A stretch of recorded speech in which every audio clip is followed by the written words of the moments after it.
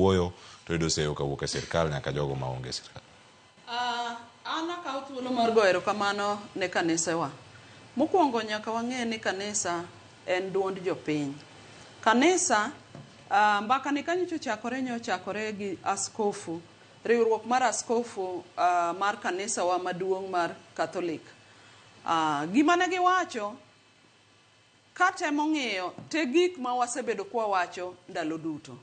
Cleophas ing'e maber to gogandawa duto mawinja ni ka ng'ato biro e odi to wacho ni odi ni oneno ka otimo buru olil. Gima ber mitimo en kawo thuolo mondo ing'e ot kuonde ma buru nyalo bete mondo iywe kati bed maler. To kanisa owacho mana gima kanisa osebedo kawacho nyaka ndalo duto. Kata kwa ng'iyo ogandawa machon kata gik ma waseyudo e Kenya ka kaka multiparty, kaka freedom mar wuoyo, mar bedo thuolo mar wuoyo, kaka gik machalo lokruok mwasebedo go e pinyni osebedo kidhiro gi gik yore machalo gima ne kanisa owuoyene.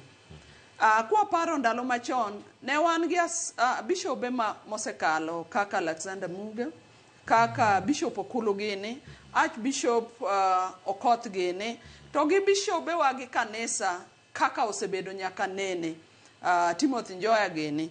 Koro gima kanisa wacho sani en gima dier nekech kata higni manyokalo ariyo nyo wan gi maandamano kano otelne gi coalition wa mar Azimio. Gik ma kanisa wacho gi e gik mane Azimio wacho. Nyo wabedo kata dweche mokalo ka Gen Z nyocho muomo kae. Gik ma Gen Z nyoche wacho e gik ma kanisa owacho sani.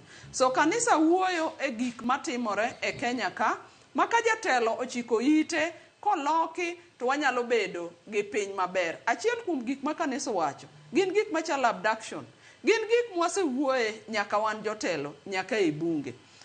Kanisa wuoyo about taxation, kanisa wuoyo about nek ma aoyaye ma ji itho nega jomoko lal, jomoko poko yudi nyaka sani. Mago gin adieri matimore e pinywa ka. Kanisa wuoyo about unemployment. Kanisa wuoyo about osuru man malo. Kanisa wuoyo about gik moko duto mwasebedo kwa wuoye. Koro kanisa en duond jopiny. Gima jatelo nyalo timo gi jotelo duto en chiko it mwasebedo kwa wacho, en neno ni to ndama mane minyalo kawo mondo walos gik ma kanisa wacho. To mheshimiwa, kama gintiere karka.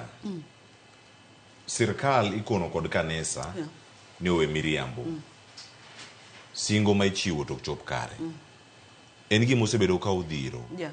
To bende ni gimoro mipani kata kaka sirkal dhi bedo karakore kod kanisa kinde mabiro ok gidhi medo singo kendo ewi gik ma kanisa kanisa wuoyo about singo. Ung'e ni nyaka nene nyaka nyo sirkal ne donji mane achiel kuom gik marach mwasebedo kwa wacho kata mane partiwa mar ODM kotelnwa gi jatendwa Baba Raila Amolo Odinga ni wawe wacho singo. Sirkal onego tim singo sama gidwaro telo, to kisedonje telo to koro chop singo go to kine kwanena nena singo bang' singo. Kanisa wacho ne jatelo ma wan go ni koro we singo mondo tich onere. Sani kineno wan gi tabu kabisa. King'iyo health workers strike, king'iyo gimoro ni SHA okelo gol nif gine ok ti maber, jothuru ahinyore. Nyo dala iyudo ka jowa sandore e health centers.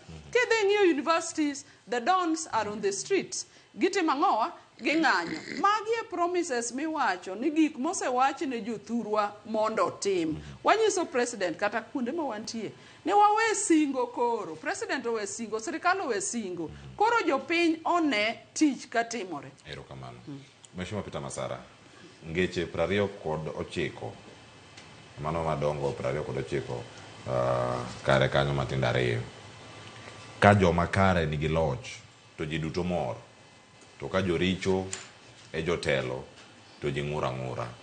Mane kaka ne Ole Sapito tieko barupe e odiochieng' manyoro, ote manoro ne jatend piny Kenya, kata manoro ne ote fwambo e chal mar piny Kenya. Kedo kama chal nade kaka jotelo